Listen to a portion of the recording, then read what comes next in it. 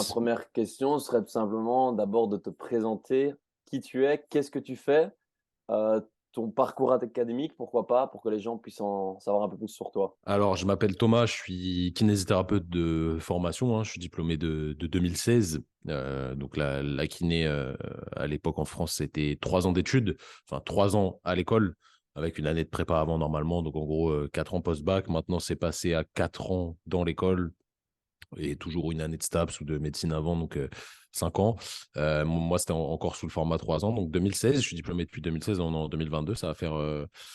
Ça fait plus de 6 ans maintenant.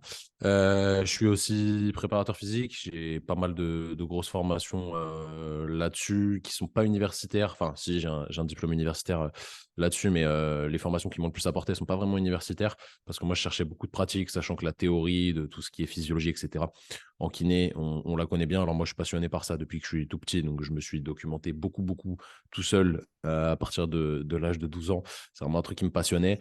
Donc voilà, aujourd'hui, je suis plus kiné classique, entre guillemets. J'ai 2 cabinets. Alors, je vais parler aussi au nom de mon associé sur Training Therapy, qui est Simon. On a 2 cabinets dans lesquels on ne travaille plus parce que la vision actuelle de la kinésithérapie en France, du moins, ne nous convient pas. Donc, en fait, nous, on fait juste des suivis à distance pour des gens qui sont blessés et qui n'arrivent pas à trouver chaussures à leurs pieds chez les kinés à côté de chez eux et qui sont prêts à investir sur eux-mêmes et financièrement aussi, évidemment, hein, pour se payer des services de qualité, pour avoir une bonne réhab. Donc voilà ce qu'on fait en gros. Et on est aussi formateur, on a notre organisme de formation, on forme les kinés voilà, sur les compétences qu'on connaît. Alors nous, on n'est pas bon dans tout, on est bon surtout sur ce qui est travail actif. Si tu me demandes aujourd'hui de faire une formation sur le massage, je serais très mauvais parce que je masse très mal. Donc voilà, ça va brasser un peu plus le travail actif surtout. Et justement, tu parlais de formation en prépa physique. Je serais intéressé de savoir qu'est-ce que tu as fait, si tu en as à conseiller? Ça m'intéresse personnellement. Ah, c'est une question qui est difficile parce qu'en fait, à l'époque, je les conseillais beaucoup.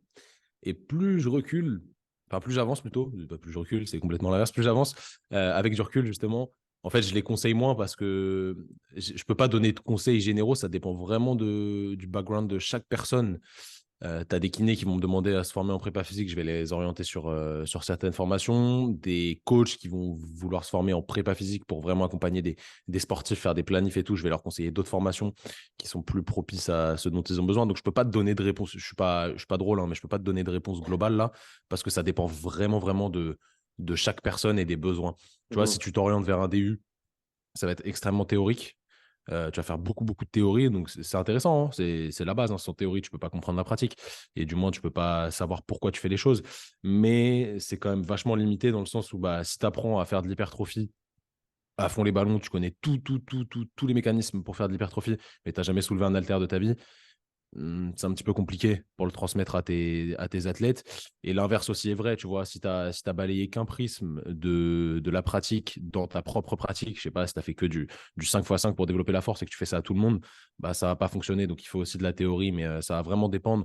Il y a une formation qui est plutôt cool, qui est un peu globale pour tout le monde. Je vais quand même te donner une réponse, hein. C'est la formation 3PS, maintenant, ça s'appelle chez Transfert. C'est une formation qui est longue, qui est avec voilà, des intervenants de qualité, qui ne va pas vous donner de. Vous allez avoir un certificat professionnel, mais c'est pas, voilà, vous n'allez pas devenir éducateur sportif grâce à ça. En France, hein, le terme pour les coachs, c'est éducateur sportif, c'est une carte Mmh. professionnelle. 3PS chez Transfert, c'est une formation qui dure 9 mois, je crois. Vaut mieux la faire en présentiel parce qu'il y aura la pratique, donc c'est cool. Et il y a des gens vraiment, vraiment top comme Aurélien Broussal, Anaël Aubry, Yann Lemeur et tout. Donc vraiment des gens solides qui donnent des connaissances vraiment intéressantes. Après, tout est toujours critiquable. Tu vois, moi, j'ai fait Ouais, un DU, c'était critiquable. Cette formation, elle est critiquable. Nos formations à nous, elles sont critiquables. Ça dépend vraiment de chacun et des besoins. Il faut vraiment, quand ouais. vous faites des formations, il faut que vous soyez sur ce qui colle pour vous, ce dont vous avez besoin, quoi. Ouais, non, clairement, en fonction de tes connaissances déjà, parce qu'au final, tu peux avoir des formations, tu vas payer une formation et apprendre la même chose que ce que tu as déjà appris, c'est un peu. Bah ouais, ça c'est naze, tu vois. Enfin, c'est relou, tu vois. Et pour nous, pareil, hein, parce que tu vois, on a pas mal de formations différentes, on donne pas mal de formations différentes. Les gens, on essaie toujours de faire un petit audit de leurs connaissances avant les formations pour savoir si la formation elle est bien adaptée à eux. Parce que pour nous, il n'y a pas pire que quelqu'un qui vient et qui, au final, il connaît déjà Mmh. ce qu'on va lui apprendre. Donc, ça c'est important. Et il y a des gens qui forcent un peu là-dessus juste pour faire de l'argent, on va pas se mentir. Et au final, la satisfaction client est pas bonne. Donc, ça, c'est problématique. Donc, nous, on essaie vraiment de faire un bel audit pour savoir est-ce que les gens ont besoin de cette formation? La plupart du temps, oui, évidemment, parce que c'est des connaissances qui sont nouvelles et voilà, qui sont peu développées actuellement. Mais voilà, tu vois, par exemple, je te donne un exemple tout simple. On a 2 niveaux sur notre formation épaule. Si les gens sont très très chauds en épaule, je vais pas leur dire de venir au niveau 1. Je vais leur dire direct de passer au niveau 2 Mmh. parce qu'ils n'ont pas besoin de m'entendre rabâcher des trucs qu'ils connaissent déjà, tu vois. Ouais. Ouais, mais c'est pas con de faire, des questions avant pour savoir Mmh. si c'est bien pour eux ou pas, quoi. Bah ouais, carrément. Bah, c'est parce que, enfin, nous, tu vois, on l'a vraiment vécu dans le sens où je crois qu'on a, en 2 ans, avec Simon, au départ, on a dépensé plus de 50 000 € de formation. On était en formation tout le temps, tous les week-ends, tous les week-ends, tous les week-ends.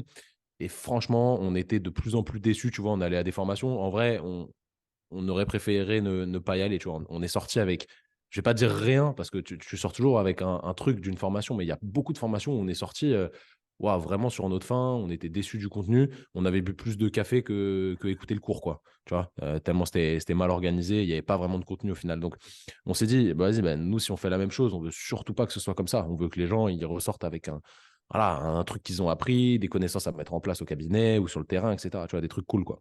Ouais, bah, maintenant, en soi, je me rends compte qu'avec les livres, même sur les réseaux sociaux, si tu arrives à bien trier aussi, les personnes que tu suis, tu peux apprendre tellement de choses, même dans les livres. Là, j'ai certains livres sur la prépa Bien physique, sûr. tu apprends tellement de choses, c'est un Qu'est-ce que tu as condensé lu de bien d'informations. Bah, la qu'est-ce que tu Bible as de lu de la bien sur la préparation prépa? physique, par exemple, Ouais, très connue. c'est très bonne. Tu vois, c'est un bon ouvrage de départ. Ouais, Il n'y a pas de heu bêtises dedans. Tu vois, il y a pas d'informations fausses. et puis ce qui est bien, c'est qu'il y a toutes les sources à chaque fois. Donc Ouais, ça, si bah, tu veux pousser un peu. évidemment, aujourd'hui, il faut. Ouais.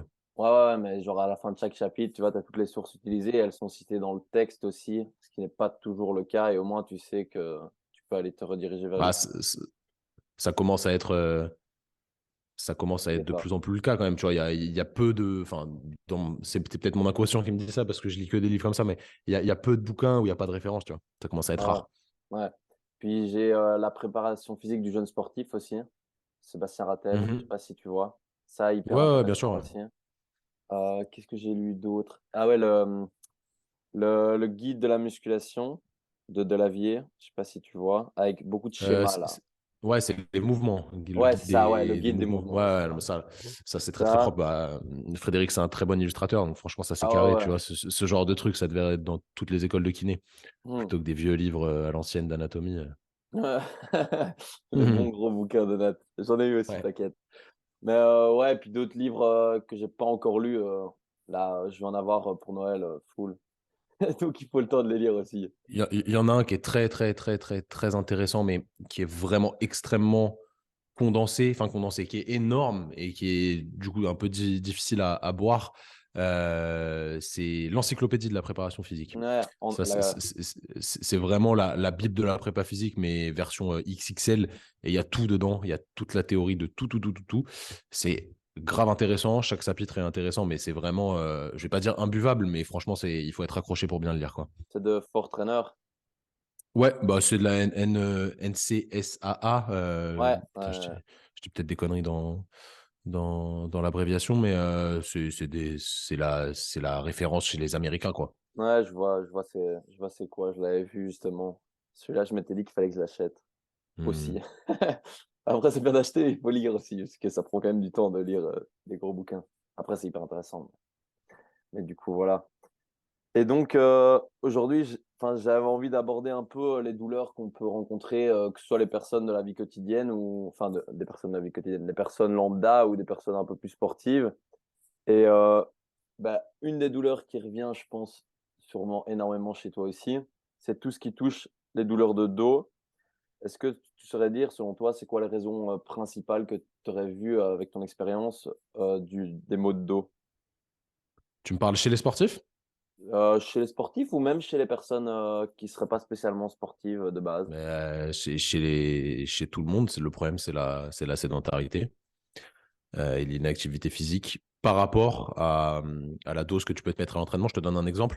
Imaginons, là, moi, je vais bosser toute la journée sur mon ordi. Je suis assis sur mon tabouret de bar. On fait un podcast là pendant 1 heure.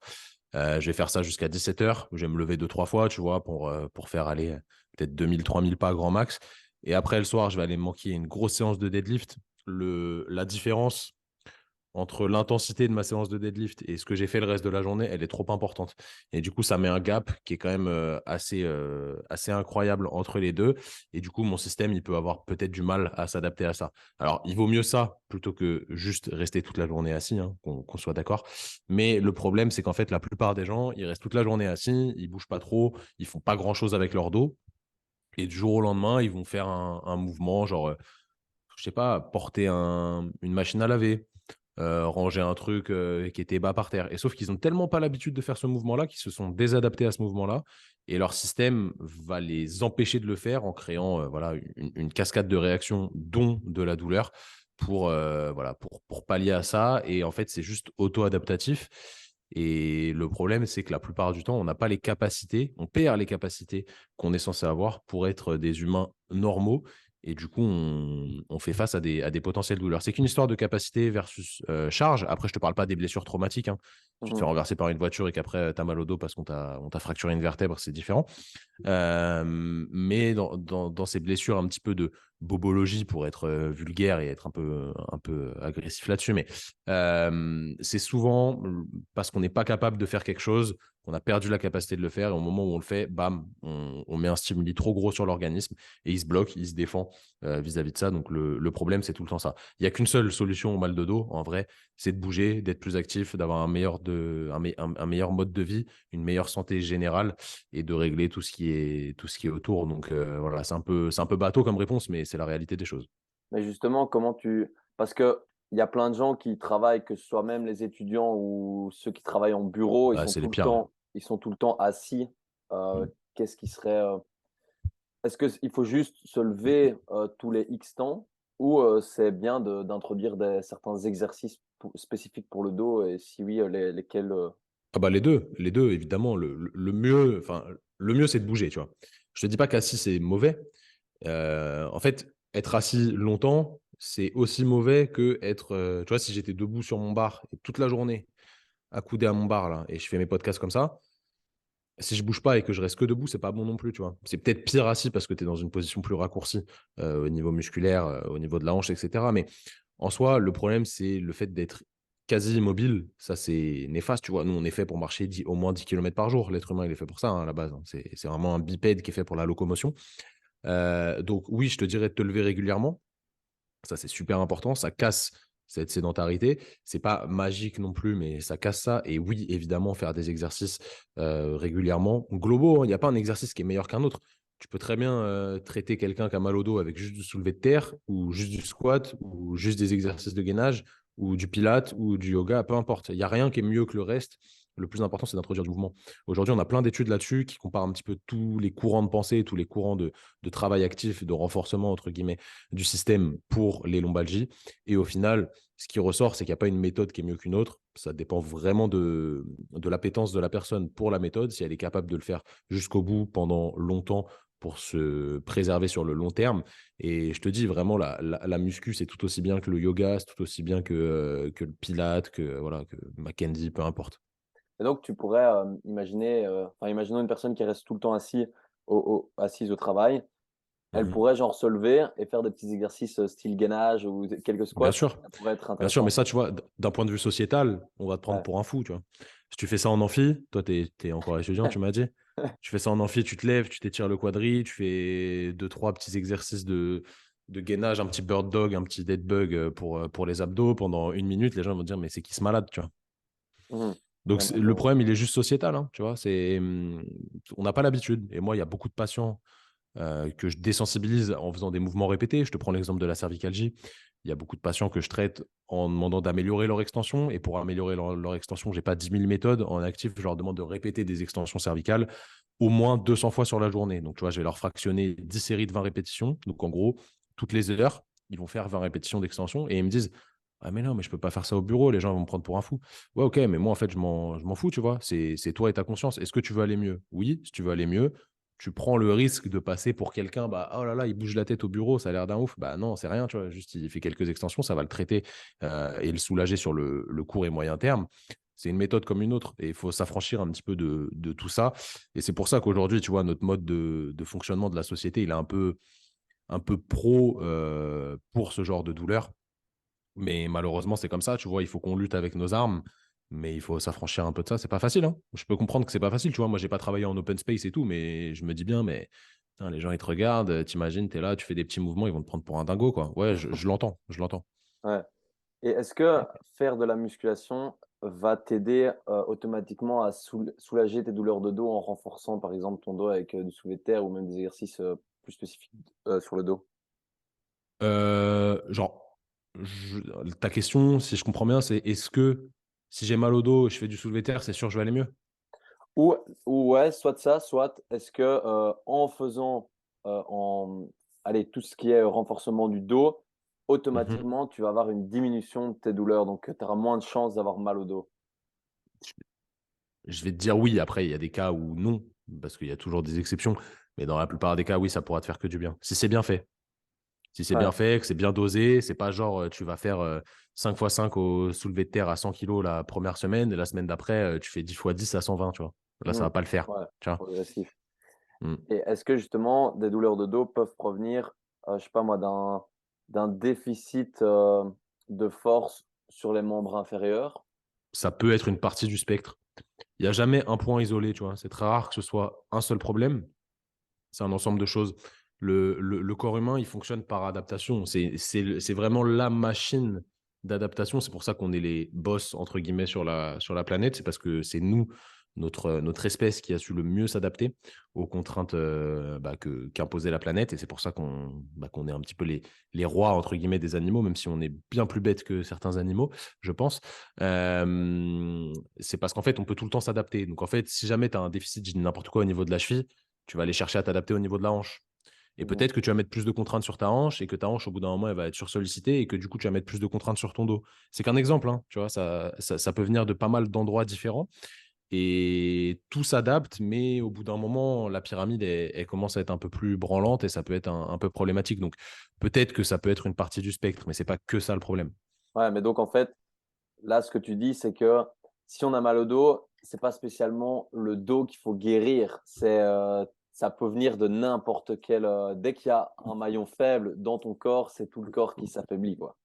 Exactement, mais il y a quand même une partie du dos à traiter, évidemment, hein. Je ne dis pas qu'un problème de dos, ça vient de la cheville, hein. Loin de là, il faudra quand même se focaliser sur la partie qui fait mal, mais il faut essayer de trouver la cause, tu vois, et pas traiter juste la conséquence.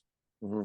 Et ça, comment, bon, je sais que ça doit être compliqué, mais comment tu arrives Mhm. toi à quand quelqu'un arrive avec un mal de dos, à savoir quelle est la cause? Parce que ça pourrait C'est être, c'est ce qu'on appelle du raisonnement clinique chez nous. C'est en gros, tu vois, le raisonnement clinique, c'est un truc qui se fait en trois étapes. D'abord, tu vas récolter un max d'infos qui viennent de la personne. Donc, depuis quand elle a mal, comment sa douleur s'exprime, est-ce qu'elle a eu des antécédents là-dessus, est-ce qu'elle reste assise, je sais pas, plus de 8 heures par jour, est-ce qu'elle a fait un effort violent récemment, bref, pas mal de trucs. Tu prends ces infos et après, tu vas les mettre en corrélation avec les données de la littérature, donc les données des études scientifiques. Je dis n'importe quoi. Si aujourd'hui, on le dit comme ça, si aujourd'hui quelqu'un a mal depuis plus de 3 mois, tu vois, tu as mal depuis plus de 3 mois au dos, on considère que c'est une douleur chronique. Donc, normalement, tes tissus, ils sont sains. Tu vois, tes tissus, ils ont cicatrisé si jamais blessure il y avait eu. Et c'est très rare, mais si jamais blessure il y avait eu, tes tissus ont cicatrisé. Et en fait, c'est plus ton cerveau et la périphérie. Évidemment, on rentre dans les schémas de la douleur. C'est très, très compliqué, bien plus compliqué que ce que je vais dire en 30 secondes. C'est ton cerveau et la périphérie qui auto-entretiennent cette douleur. Tu vois, c'est un espèce de mécanisme réflexe qui auto-entretient. Donc, en fait, tu sais déjà que le problème, c'est pas forcément que le dos. Tu as mis cette donnée-là là, des 3 mois en corrélation avec ce qu'il y avait dans la littérature et tu vas aussi le mettre en corrélation avec ton expérience clinique à toi. Je dis n'importe quoi. Si le patient que je reçois, il me fait penser à un patient que j'ai eu il y a 3 ans et je sais que ce patient-là, il y a 3 ans, je l'ai aidé en faisant tel ou tel exercice de telle ou telle manière, bah, si ça ressemble de ouf, il faut que je me fie à mon intuition et que je me dise, OK, la littérature me dit ça, mon expérience me dit ça, je vais corréler les deux et proposer, c'est la troisième étape du raisonnement clinique, un plan de rééducation spécifique à la personne que j'ai en face de moi. Donc, je ne vais pas lui faire les mêmes exercices que la personne d'avant parce que peut-être qu'elle, en plus, elle aura un déficit de rotation interne au niveau de la hanche. Peut-être qu'elle, en plus, elle ne pourra pas faire de l'extension en étant sur le ventre parce qu'elle est enceinte et son ventre l'empêche. Peut-être que, tu vois, il y a plein de trucs différents et tu adaptes vraiment les choses à la personne que tu as en face de toi. Donc, voilà, c'est ce qu'on appelle le raisonnement clinique et tu raisonnes. Et c'est quelque chose qui vient avec l'expérience et la pratique, malheureusement. Les jeunes diplômés aujourd'hui, la plupart, ils sont très, très bons, mais ils n'ont pas cette expérience. Tu vois. Et moi, le premier, hein, quand je suis sorti de l'école, je croyais que j'étais une machine. J'étais là, ouais, je connais tout, j'ai tout lu, les études, je les connais. Nous, on était à fond EBP, les études, tout le reste, tout ce qui n'est pas prouvé par les études, c'est mauvais, machin. Et au bout d'un moment, tu deviens plus humble. Et ça, c'est l'effet de Dunning-Kruger, tu vois. Plus tu apprends, plus tu connais, plus tu as l'impression que tu connais pas. Et au final, aujourd'hui, moi, je sais qu'il y a beaucoup de choses que je ne sais pas. Vraiment, tu vois, je suis très terre à terre avec ça. Il y a beaucoup de choses qu'on n'explique pas. Je ne peux pas expliquer pourquoi quelqu'un a mal au dos. Par contre, je sais quand est-ce que je peux l'aider, comment je peux l'aider. Et si je ne peux pas l'aider, je sais le dire aussi. Tu vois. Mhm. Je suis capable de dire, bah non, bah, ce qu'on fait, ça ne fonctionne pas. Je ne suis peut-être pas la bonne personne, c'est peut-être pas le bon moment, c'est peut-être pas la bonne méthode, j'ai peut-être pas les armes pour vous aider. Et ça arrive, tu vois, on ne peut pas traiter tout le monde. Mais le plus important, c'est de donner de l'importance à la personne qu'on a en face de nous. Elle était pas mal, celle-là. Le plus important, c'est de donner de l'importance. Et surtout, d'essayer de comprendre son problème pour vraiment l'aider sur le long terme. Plus tu donnes de l'importance à la personne et plus tu la prends dans sa spécificité, plus tu seras efficace. Ouais, Mais voilà, il y a des trucs intangibles. Aujourd'hui, on sait vraiment que mettre de la lampe chauffante sur une lombalgie, tu vas mettre du chaud sur une lombalgie, certes, ça va être antalgique en aigu. Donc pendant 1 heure après, tu vas avoir moins mal. Sur le long terme, on sait très bien que ça ne change rien, tu vois. mhm. Donc aujourd'hui, on a un meilleur traitement qui est le traitement actif. C'est à nous de l'utiliser à bon escient. Ouais, et puis c'est mieux de guérir enfin, sur le long terme que ça fasse plus Bien mal sûr, pendant 1 heure, quoi. Au final, ça bien n'a sûr, aucun bien intérêt. sûr. Bien sûr.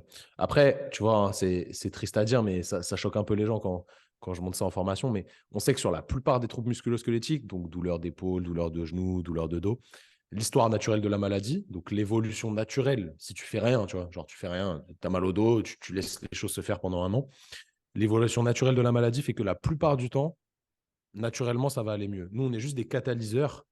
Je dénigre absolument pas notre profession de kiné, hein. Évidemment, je suis un passionné par la kiné. Je suis sûr qu'on est bien plus efficace que ça. Mais nous, on est surtout des catalyseurs de cette guérison. On va te faire guérir plus vite. Mhm. Ouais. Tu vois. Et il y a un exercice qu'on peut voir quand même souvent, je trouve, le Jefferson Curl. Donc, pour ceux qui connaissent pas, c'est tu te mets debout en hauteur et tu vas courber le dos en descendant les bras et tu peux l'utiliser avec un poids.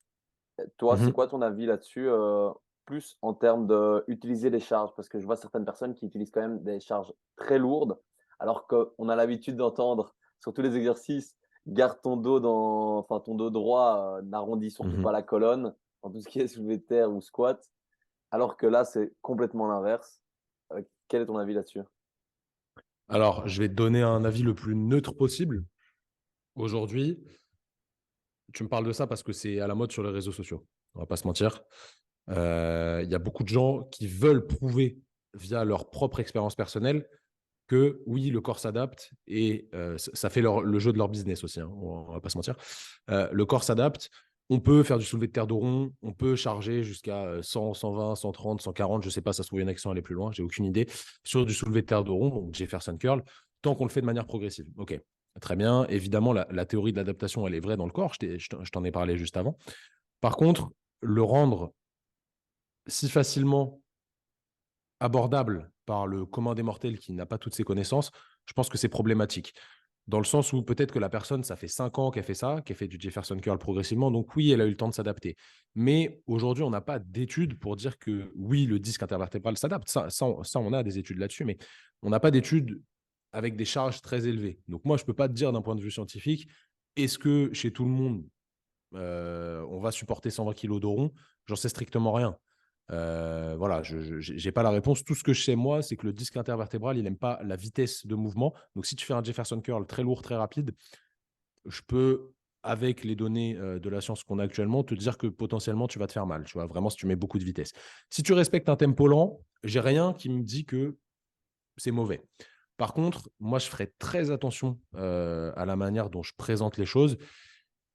Et pour moi, si on a des leviers qui sont optimaux, c'est pas en ayant le dos rond qu'on va générer le plus de force. Tu vois. Donc, soulevé de terre dos rond, Mhm. Pour prouver sur Insta que les choses s'adaptent et pour faire le buzz un petit peu, pourquoi pas. Pour la santé des gens, je ne vois pas trop l'intérêt. Je le fais faire à des charges très légères à beaucoup de mes patients qui sont améliorés en flexion. Il y a des gens qui ne tolèrent absolument pas la flexion. Donc, au début, ça va être une très mauvaise idée de leur faire de la flexion. À la fin, il faudra en faire, mais pas au départ. Je le fais faire, tu vois. Moi, je peux monter jusqu'à, sur des patientes de 60 kilos, je peux monter jusqu'à 16 kills en tempo 6-0, 6-0. Donc, 6 secondes d'excentrique, 6 secondes de concentrique. Et franchement, ça passe, tu vois. Ça passe, ça leur fait du bien. J'ai personne qui a été empiré avec ça. Mais franchement, je ne vais pas jouer juste pour faire le rigolo et pour faire le buzz, encore une fois, alors foutre 100, 120 kilos dessus, parce que je suis trop dans l'inconnu pour moi et ça ne va pas m'apporter grand-chose en vrai. En fait, c'est surtout ça. Le bénéfice-risque, il n'est pas extrêmement intéressant. Mhm. Euh, pour moi, ça ne m'apporte rien. Et aujourd'hui, tu vois, franchement, on en revient aux réseaux sociaux, mais tout ce qui marche, c'est tout ce qui est clivant. Faut pas se mentir, hein. Donc, soit les pros dos complètement droit, soit les pros dos complètement rond. Au milieu, si tu parles du milieu, si tu as un discours un peu nuancé comme le mien, ça va parler à personne. Enfin, ça va parler aux gens, mais les gens ne vont pas se dire ouais, ok, bon, effectivement, il a raison, mais est-ce que si je le soutiens, je suis dans un camp ou dans l'autre? Est-ce que je me démarque? Bah non, en fait, si je le soutiens, je soutiens la norme. Donc, les gens, ça ne les intéresse pas vraiment et il faut être assez clivant aujourd'hui. Moi, voilà, je suis pas fan de la façon dont c'est démontré. Encore une fois, c'est des combats qui, sur le fond, les gens sont plutôt d'accord, mais ils s'attaquent sur la forme et ça n'a pas vraiment de sens. Donc, c'est pas un mauvais exercice. C'est pas non plus un excellent exercice. C'est pas l'exercice miracle. C'est juste un exercice parmi tant d'autres. Est-ce qu'il s'applique au bon moment chez la bonne personne? Ouais, j'en sais Mhm. rien, tu vois. On pourrait dire que les butterfly pull-up en CrossFit. Donc, je sais pas si tu vois, hein, tu regardes un peu le CrossFit ou pas? Ouais, ouais, si, ouais, c'est Ça, les c'est tractions qui font les en tractions où vitesse. ils font ouais, Ouais. hyper cycliques. Peut-être que les gens vont dire que c'est archi dangereux parce qu'il y a énormément de vitesse et il y a énormément de tension sur l'épaule, sur la descente. Ouais, mais pour qui, pourquoi? Tu vois, si tu es compétiteur et que tu veux gagner les CrossFit Games pour gagner 500 000 dollars, peut-être que tu peux prendre le risque de te faire mal à l'épaule parce que peut-être que ça va sauver ta vie et la vie de tes enfants, etc. Donc, en fait, c'est qu'une histoire de contexte, tu vois. Mhm. Tu vois, là, je pars loin dans la comparaison, mais c'est réel. Au final, c'est qu'une histoire de contexte. Si tu as envie de faire le mariole sur les réseaux sociaux à faire 150 kilos en deadlift de rond pour choper des clients, ça ne tient qu'à toi, tu vois, ça dépend. Mais moi, je ferais vraiment attention sur la façon dont je l'explique. Et encore une fois, il faut garder cette notion de spécificité. Pour qui, pourquoi, quand, comment. C'est ça qui prime. Donc, je réponds à ta question. C'est ni un mauvais exercice, ni un bon exercice. C'est Mhm. un exercice parmi tant d'autres.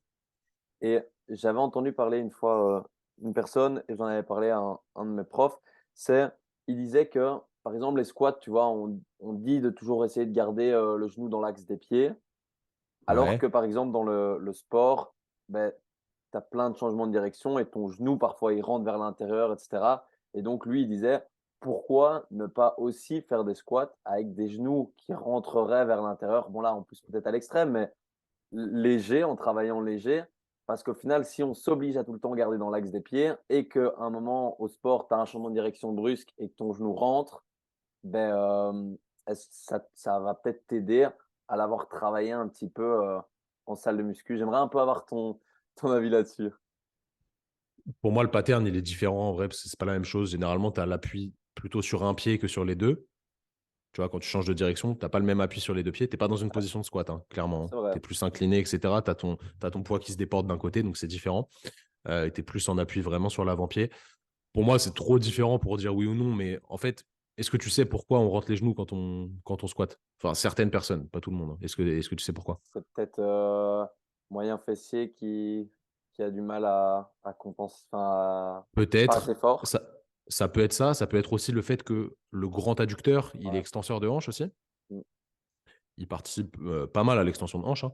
Et si tes fessiers ont besoin de quelque chose qui les supplée, ils vont tout de suite se focaliser sur le grand adducteur. Attention, je ne dis pas que c'est la même chose pour tout le monde, hein. Mais c'est une théorie qui s'entend très bien. Et du coup, quand le grand adducteur s'active, il tire le genou vers l'intérieur. La question que je vais me poser là-dessus, moi, c'est est-ce que le pied est stable en fait? Si le pied s'écrase en interne, tu vois, si la voûte plantaire elle s'écrase et tout, le transfert de force, il ne va pas être bon parce qu'il va y avoir de la déperdition de force au sol. Donc, sur des charges lourdes, il n'y a pas d'intérêt dans le sens où tu vas perdre en perf et forcément tu vas compenser sur des structures passives, à savoir la plupart du temps sur le genou, qui n'ont pas de raison de compenser ce transfert de force. Tu vois, si tu rentres les genoux et que ton pied reste stable, et qu'en plus pour toi c'est vecteur de performance et que tu fais du powerlifting par exemple, on va prendre un cas extrême, je prends Lia Bavoil, tu vois, je sais pas si tu vois qui c'est, Mm. Lia Powerlift, c'est je sais pas si elle est encore championne du monde, mais elle est recordman du monde en squat, c'est sûr, de powerlifting, catégorie, je vais peut-être dire des bêtises, mais moins de 72 kilos. Elle squatte, elle doit squatter, putain, je l'ai eu en podcast, mais je sais, 240, je crois, 240 à peu près. Et elle a les genoux limite qui se touchent, tu vois, quand elle squatte. Mais son pied est stable, c'est vecteur de performance pour elle, elle a pas mal aux genoux. Est-ce que tout le monde doit faire pareil? Non, parce que c'est sa spécificité à elle, tu vois. Et encore une fois, on est sur du sport performance. Elle, ce qu'elle veut, c'est parfait, être championne du monde, avoir cette notoriété, etc. Donc, est-ce qu'elle peut se dire, bah, ok, je prends le risque potentiellement d'avoir mal au genou. Et je dis pas qu'elle a mal au genou, parce que je sais qu'elle a pas mal au genou, mais je prends le risque d'avoir mal au genou pour être championne du monde. Ok, c'est comme Rafael Nadal qui se fait des infiltrations dans le pied pour gagner, tu vois. C'est le jeu. Il sait que c'est pas bon pour sa santé, mais c'est du sport professionnel, c'est du sport performance, donc c'est différent. Du coup, est-ce que c'est intéressant? Je pense que le pattern est loin, tu vois. Ce serait mieux de travailler juste les changements de direction en vrai. Pour moi, ce serait juste plus logique. Plutôt que se dire, ouais, est-ce que le fait de rentrer les genoux sur mon squat, ça va se transférer? Je suis pas certain et il faut pas le forcer. Si tu le fais de manière naturelle et que ça te pose pas de problème et que ton pied ne s'écrase pas, que tes fessiers sont suffisamment forts, etc., pourquoi pas? Après, le forcer, je pense pas que ce soit une bonne idée, tu vois. Mhm.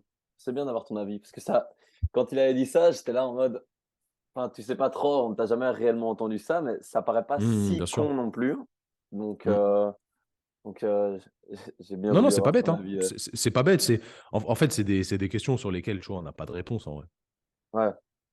Et est-ce que justement tout ce qui touche, douleur au genou, c'est souvent dû là à un manque de un manque de force dans quadri, ischio ou fessier?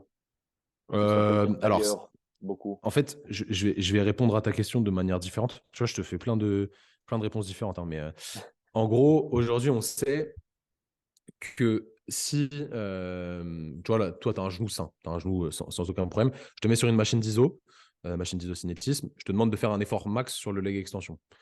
Tu vas me sortir une force en Newton. On va être un peu en résumé. Pour dire ça, tu vas me sortir une force en Newton. Si tu sors 100 Newton de force max, immédiatement après, je prends une seringue et je t'infiltre du liquide hyper salé, donc qui est vecteur de douleur, tu vois, dans le genou. On sait que les sérums hyper salins, tu vois, où il y a vraiment beaucoup de sel, ça va te créer de la douleur dans le genou. Tu vois, une douleur que tu vas coter à environ 3, 4, 5, 6 sur 10, ça dépend des gens. Je te demande de faire exactement le même effort dans la seconde qui suit sur le leg extension. Tu vas perdre en moyenne à peu près 30% de force max. Donc en fait, ton cerveau, même si ton muscle, il est toujours là, hein, ton muscle, tu vois, ça n'a rien à changer. Hein, tu es capable d'envoyer de l'influx dessus, etc. Ton cerveau, automatiquement, dès que tu as mal, il baisse ta performance musculaire. Alors certes, quand toi, tu arrives avec une douleur au genou, je te fais un bilan. La plupart du temps, effectivement, tu vas avoir perdu en force. Mais est-ce que la perte de force vient de la douleur ou est-ce que c'est la perte de force qui a initié la douleur? L'œuf ou la poule, j'en sais strictement rien. Ce qu'on sait aujourd'hui, c'est que, effectivement, si je prends une tendinopathie rotulienne, la plupart du temps, ce qui fonctionne le mieux, c'est de faire du renfort progressif sur le quadri et au final qui va se transférer sur le tendon, si tu fais bien les choses de manière bien progressive et intelligente pour mettre les bonnes contraintes au bon endroit. Yes, effectivement, ça va améliorer les choses. Si je prends un syndrome fémoro-patellaire, qui est une douleur un peu plus globale antérieure au niveau du genou. C'est le syndrome un peu fourre-tout, tu vois, du genou. C'est pas une tendinopathie, mais tu as mal au genou, on ne sait pas trop pourquoi. Renforcer les fessiers et les quadris, on sait qu'il y a beaucoup d'études là-dessus, ça améliore tes symptômes. Tu vas avoir moins mal. Pour qui, pourquoi? J'en sais rien en fait. Vraiment, j'ai aucune idée et personne ne sait ce qui se passe de pourquoi ça améliore les choses. Est-ce que c'est parce que tu étais faible et vu qu'on a traité le fait que tu étais faible, c'est mieux? Ou est-ce qu'on t'a juste désensibilisé en te remettant progressivement face à du mouvement? Mmh. Je sais pas. Ouais. En fait, au final, on se rend compte qu'il y a quand même on sait comment traiter ou il faut un peu essayer en fonction de la personne, si Bien ça sûr. fonctionne pas, il y a quand même beaucoup C- d'incertitudes à C'est ce que je te disais tout à l'heure, en fait. Aujourd'hui, on sait ce qui améliore pour la plupart des gens, dans certains contextes. Par contre, on ne sait pas vraiment ce qui se passe, tu vois. mmh, Et on ne peut pas vraiment expliquer pourquoi la personne, elle a mal. Il peut y avoir plein de théories, on peut tous se battre sur la théorie de pourquoi elle a mal. On n'aura jamais la vraie réponse. Il ne faut pas oublier que la douleur, hein, c'est qu'une interprétation du cerveau au final. Tu as des gens qui ont une maladie où ils n'ont pas cette nociception. Alors, la douleur, c'est pas que de la nociception, sinon je vais me faire attaquer, attention. Tu as des gens qui n'ont pas la nociception, la capacité à sentir la douleur, nociceptive. Et du coup, c'est une maladie de fou parce que ça veut dire que si tu es dans la nature, tu peux te faire piquer par un scorpion, machin, tu le sens pas. Et du coup, tu as des risques de mourir juste énormes. Tu vois, c'est une vraie maladie qui peut être intéressante d'un point de vue performance de fou, tu vois. Mais au final, d'un point de vue survie, c'est très néfaste. Donc la douleur, elle est là pour quelque chose, elle te protège. Sauf que quand elle devient chronique, ce dont on a parlé tout à l'heure, elle te protège, mais d'une manière un peu vicieuse. Donc il faut le faire sauter, ça. Et aujourd'hui, on ne sait pas pourquoi en faisant des exercices, on améliore les choses. Tout ce qu'on sait, c'est qu'effectivement, chez la plupart des gens, ça améliore les choses.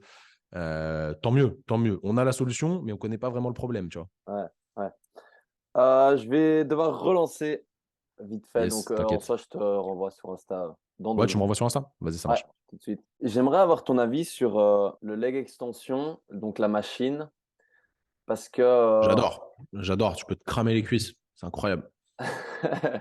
justement, ouais, mais est-ce qu'il y a, des dangers pour, aller tout en haut du mouvement sur, l'articulation ou pas du genou, en mettant lourd à cet exercice? Ah, mais en fait, ta question, je la comprends. Peut-être quand on a parlé en cours et tout, mais en vrai, quand tu pratiques vraiment, c'est jamais un exercice où tu vas mettre méga lourd. Franchement, si tu fais des séries de 5 dessus, c'est extrêmement désagréable. Tu vois, d'un point de vue articulaire, si tu fais des séries de 5 vraiment, tu vois, je dis n'importe quoi, 85% de ton 1RM dessus, déjà, calculer un 1RM là-dessus, ça n'a aucun sens. En vrai, franchement, ça n'a pas de sens. Euh, c'est extrêmement désagréable d'un point de vue articulaire parce qu'effectivement, le levier est pas exceptionnel d'un point de vue ressenti. Donc, en fait, c'est des machines sur lesquelles, mais ça, encore une fois, il faut pratiquer, tu vois. Si des gens, ils te parlent que de théorie, ils n'ont jamais fait de leg extension de leur vie, ça n'a pas de sens là-dessus.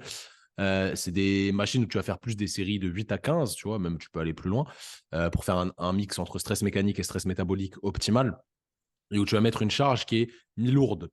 Mmh. Et généralement, articulairement, c'est bien toléré. Après, si tu passes ton temps genou complètement verrouillé, limite en récurvatum en haut, et que tu attends 10 secondes en haut, oui, effectivement, c'est peut-être pas très intelligent, mais ça n'apporte rien de toute façon. Donc, pourquoi le faire?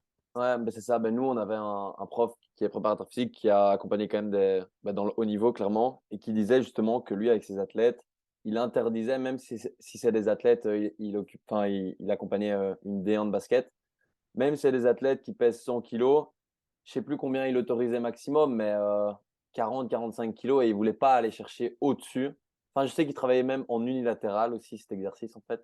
Ah ouais, Mais bah, tu commences à mettre 50 en unilat, non, effectivement, non, tu non, commences à être non, chaud. Ouais. pas 50, en unilat du coup. Je parlais là, pour les 2 jambes, mais je sais qu'en fait, je viens de penser que lui travaillait cet exercice en unilat, donc avec beaucoup moins, avec, ouais, 20 kilos ou quoi, et donc Mhm. mais du coup, cet exercice, toi, est-ce que tu conseilles déjà de monter tout au-dessus ou de tout le temps garder, le genou légèrement fléchi? Enfin, la jambe Bah, légèrement moi, fléchie? j'aime. En vrai, si la machine, elle est bien faite, de toute façon, tu n'as pas ton extension complète en haut. Parce que l'axe est plus bas. Tu vois, l'axe du boudin du leg est plus bas. Ouais. Donc voilà, généralement, tu n'as pas ton extension complète. Et moi, j'aime bien qu'il y ait une tension continue sur le mouvement pour avoir un temps sous tension optimal. Donc, naturellement, en vrai, les gens ne vont pas faire une pause en haut. Donc, je leur dis rien. Et si je vois qu'ils font une pause en haut, je leur dis, bah, fais pas de pause en haut, arrête-toi juste avant et tu redescends direct en contrôlant la descente en fonction du tempo qu'on a fixé.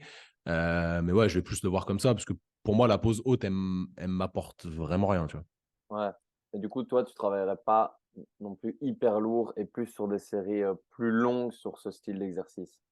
D'un point de vue pratique et d'un point de vue intérêt de la machine, oui.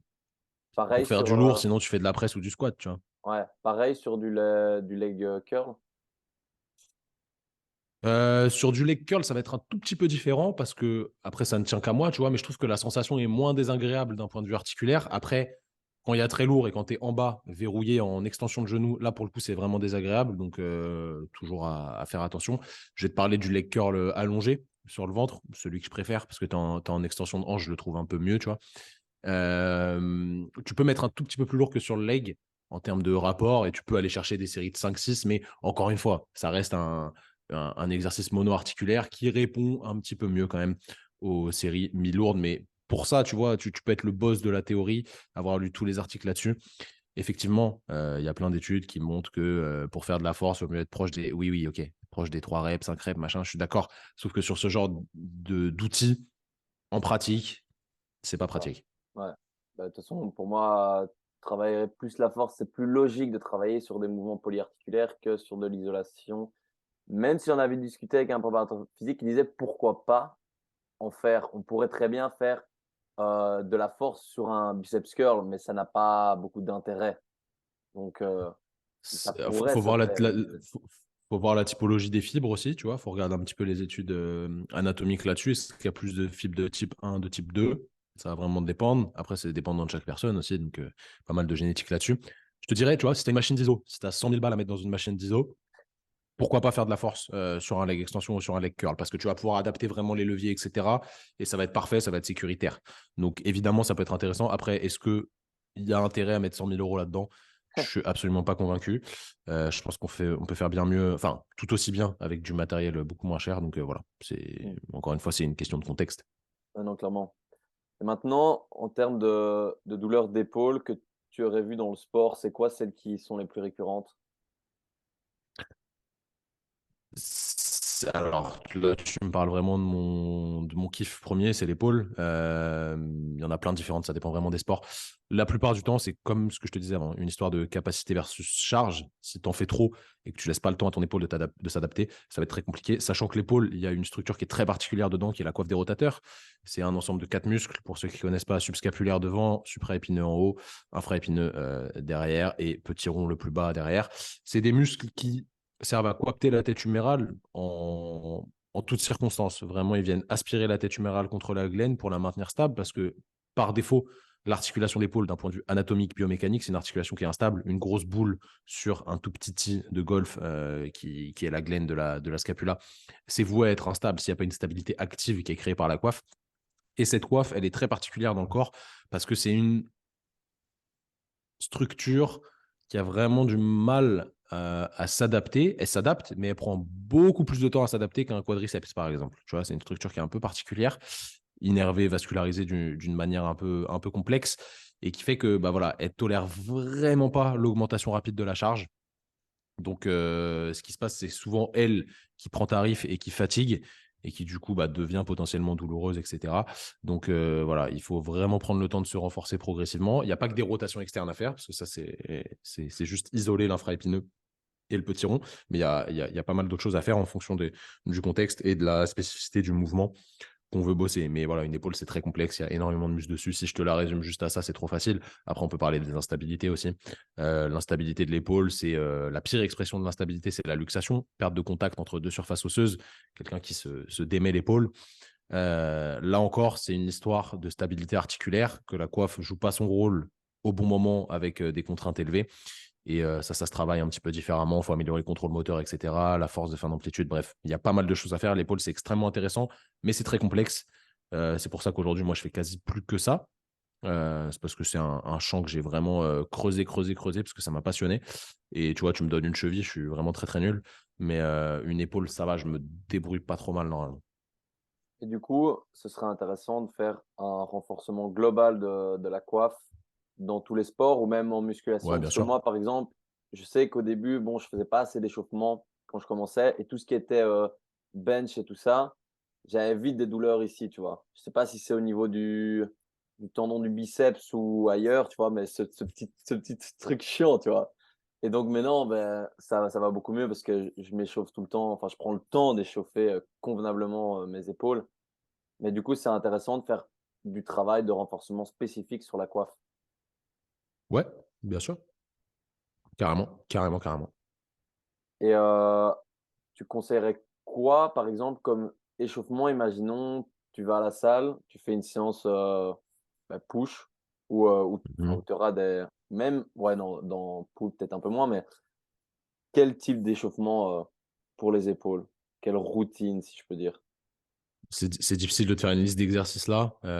En soi, il va falloir aller améliorer la mobilité spécifique du mouvement que tu vas bosser. Donc, par exemple, si tu fais du bench, il va falloir améliorer ta capacité à faire de l'abduction horizontale ici et être stable dans cette position pour générer de la force. Il va falloir que tu aies une bonne rotation interne et une bonne rotation externe parce que ça va s'exprimer différemment en fonction de l'angle. Donc voilà, il va vraiment falloir réfléchir à ce dont tu as besoin. Peut-être travailler un peu ton extension thoracique pour être mieux placé sur ton bench. Pareil sur ton strict press, Ça va vraiment dépendre. Je vais donner une réponse qui est extrêmement facile et extrêmement simple pour moi. Sur notre site, on a des programmes gratuits d'échauffement. Vous allez sur training-thérapie.fr, vous regardez, il y a des programmes d'échauffement gratos avec des vidéos filmées, etc. Franchement, c'est carré. Il y a un programme échauffement bench, téléchargez-le. Regardez comment on préconise de s'échauffer dedans et vous allez voir un petit peu notre façon de réfléchir. C'est pas la meilleure façon du monde, il y en a plein d'autres, mais avec toute la pratique qu'on a fait et toutes les personnes qu'on a pu aider, on a essayé de mettre ça au point et c'est ce qui nous paraît le plus optimal maintenant en 2022. Tu vois, ça se trouve, on aura d'autres méthodes d'échauffement qui arriveront dans les années à venir. J'y crois pas trop. Mais voilà, c'est des choses assez simples. Il ne faut pas trop se casser la tête. Il faut activer les bons muscles au bon moment pour les bons mouvements. Et puis voilà quoi. Et justement, là, tu parlais de mobilité. Qu'est-ce que tu penses de la mobilité? Pour toi, c'est Ah important, bah, c'est même la si base. je sais que que tu allais C'est me la dire base de la ça, pyramide. évidemment. Et la mobilité, tu la mettrais en place, tout le temps, tous les jours, faire de la Oui. mobilité sur tout le corps? En fait, le truc, c'est qu'au bout d'un moment, alors, dans le monde des bisounours, au bout d'un moment, tu seras tellement mobile et tu auras maintenu ce niveau de mobilité que juste le fait de t'entraîner, faire du squat, faire du bench, etc., ça va entretenir ta mobilité que tu as déjà. Mmh. Tu vois? Donc, ça, c'est le goal ultime. Après, pour l'atteindre, c'est complexe. Donc, il va falloir se cibler sur quelques articulations. Tu ne peux pas tout faire en même temps, c'est pas possible. Et oui, c'est vraiment la base de la pyramide. Si tu bouges pas bien, forcément, tu vas mettre des contraintes sur des structures qui n'en ont pas besoin et tu vas t'exposer potentiellement à créer des petites douleurs. Et surtout, tu seras moins efficient, moins efficace pour créer de la force. Donc, tout simplement, oui, la mobilité, c'est vraiment la base de la pyramide. Au quotidien, c'est intéressant d'en faire. Ouais, ouais, ouais, carrément. Parce que même, j'avais entendu un podcast où enfin, c'était pas con. C'est par exemple, si tu taffes le haut du corps, tu travailles en même temps pendant tes récup à de la mobilité bas du corps. Je sais pas ce que tu en penses? Après, qu'est-ce que tu entends par mobilité? Mobilité, bah, tout ce qui est mouvement, je sais pas moi, pour la cheville, bah, des mouvements que tu connais, mais genre, avancer, le genou, tu vois, vers l'avant Mhm. ou mobilité de hanche, bah, que ce soit mobilité avec élastique, allez, que tu places au niveau de, allez, Ouais, du je vois ce que tu veux dire. Ouais. bas de l'aine ou En un truc fait, comme ça. le plus simple pour moi, c'est que la mobilité fasse partie intégrante de ton échauffement. Mais je peux entendre que tu fasses de la mobilité du reste du corps, sachant qu'en vrai, une vraie séance de mobilité, c'est une séance où il y a de la contraction musculaire Mmh. pour apprendre à ton cerveau à contracter en fin d'amplitude, etc. Et franchement, c'est extrêmement fatigant. Donc, tu vois, c'est pas si facile à mettre en place que ça pendant tes séances haut du corps, si tu fais de la mobilité bas du corps. Je suis pas un grand fan dans ma façon de voir la mobilité. Après, si tu me dis, pendant mes séances haut du corps, je fais des étirements passifs bas du corps, ok, pas de problème, parce que là, ça va pas trop impacter le reste. Tu vas pas trop fatiguer nerveusement, etc. Donc, ok, pourquoi pas. Sachant que les étirements passifs, donc la souplesse, hein, ça fait partie du travail de mobilité. C'est pas que ça la mobilité, évidemment, parce que comme je l'ai dit, c'est surtout du contrôle moteur et de la force de fin d'amplitude. Mais ça en fait partie. Si t'es pas souple, tu peux pas aller chercher des amplitudes supérieures, etc. Donc c'est aussi la base de la pyramide de la mobilité. Mais il n'y a pas que ça. Mmh. Et sur les étirements, tu en penses quoi pour toi? Est-ce qu'il faut en faire? Quand? Ça dépend Heu, pour qui. comme à chaque fois. Bah ouais, parce que tu vois, je te reprends l'exemple de quelqu'un qui est instable. Quelqu'un qui est instable, il a trop de mobilité passive par rapport à son amplitude active. Tu vois, enfin, trop d'amplitude passive, pardon, par rapport à son amplitude active. Donc lui, il a aucun intérêt à aller s'étirer en passif. Il va falloir justement qu'il creuse le gap entre sa mobilité passive et sa mobilité active. Donc il va falloir qu'il se renforce dans cette amplitude-là pour aller égaler son amplitude passive avec Mmh. son amplitude active. Chez quelqu'un qui est beaucoup trop peu mobile, c'est n'importe quoi, vraiment, qui n'a pas du tout de mobilité de cheville en flexion et qui, du coup, ça le limite en squat, il va falloir qu'il passe du temps à s'étirer au niveau de la cheville. Il n'y aura pas que ça à faire, mais il faudra qu'il fasse des étirements au niveau de la cheville. Si le problème, c'est les antagonistes, à savoir les gastrocnémiens et le solaire, qui l'empêchent d'aller en flexion de cheville parce que la raideur passive de ses muscles est trop importante. Donc là, il faudra désensibiliser le système nerveux central et périphérique en modifiant ce réflexe d'étirement. Et pour ça, franchement, on n'a pas plus efficace que les étirements passifs. Mais, encore une fois, il faudra remettre de l'actif là-dedans, sinon ça ne se transfère pas. Mais donc ouais, pour gagner en mobilité de cheville, au squat, par exemple, c'est intéressant aussi de d'étirer le mollet?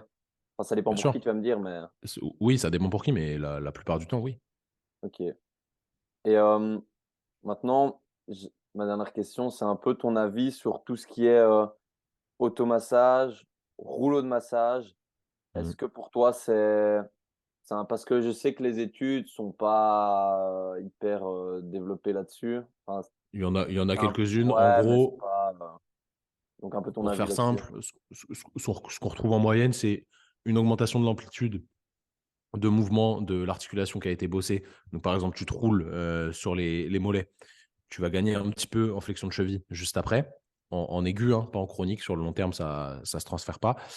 Et tu es moins sensible à l'étirement. Donc, en gros, ça diminue encore une fois ton réflexe d'étirement. C'est quasi le même effet que les étirements passifs au final. Tu vois, Mhm. on retrouve quasiment les mêmes effets. Du coup, ça peut optimiser ce travail-là. Donc, le travail tissulaire, qui est massage, automassage, il est important pour désensibiliser et te permettre d'aller un tout petit peu plus loin dans l'amplitude.